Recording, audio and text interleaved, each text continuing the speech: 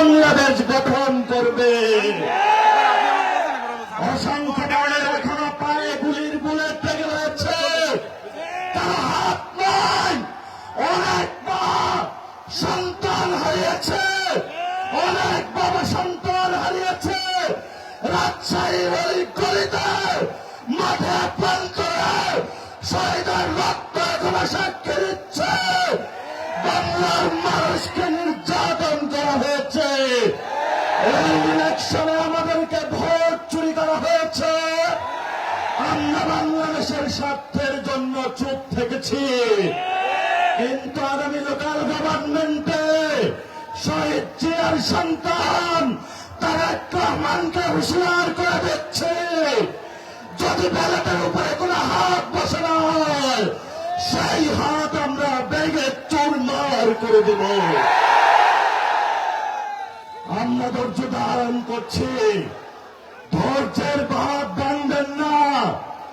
একটা ভণ্ড প্রতারক মুনাফিক মানুষের কাছে প্রতিশ্রুতি দিয়েছে সংস্কার বাস্তবায়ন করবে, এখন সে মুনাফিক চরিত্র ধারণ করে জনগণের সাথে গাদ্দারি করছে।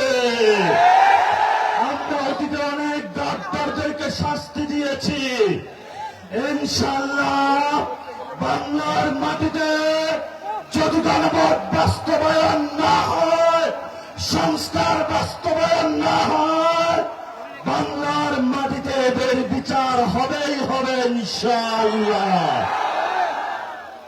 শেষ কথা যেটা, পশ্চিমবঙ্গে গেরুয়া পতাকা এসেছে, আমরা এখানে আছি ইনশাআল্লাহ প্রস্তুত। সবাই প্রস্তুত আছেন? হাত তুলে সবাই দেখান, সবাই প্রস্তুত আছে? বাংলাদেশের মুসলমানরা কাউকে ভয় পায়, আমরা কাকে ভয় পাই? আমরা একমাত্র আল্লাহকে ছাড়া কাউকে ভয় পাই না। অসংখ্য শহীদ আমাদের সামনে আছে, শহীদ হব, জান্নাতের বুকে ঘুরে বেড়াবো তোমাদের জন্য।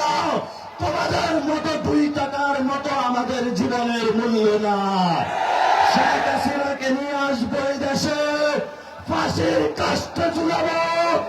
তারা যেভাবে দেলোয়ার হোসেন সাইদি থেকে শুরু করে অসংখ্য মানুষকে বাংলাদেশ ফাঁসির কাস্টে ঝুলিয়েছিল, আমরা তাদের বিচার করব ইনশাআল্লাহ। শেষ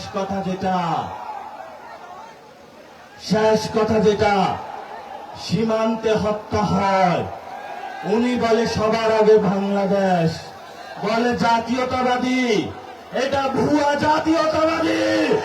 সীমান্তে হত্যা হবে, কোন জাতীয়তাবাদী বসে থাকবে এবং জাতীয়তাবাদী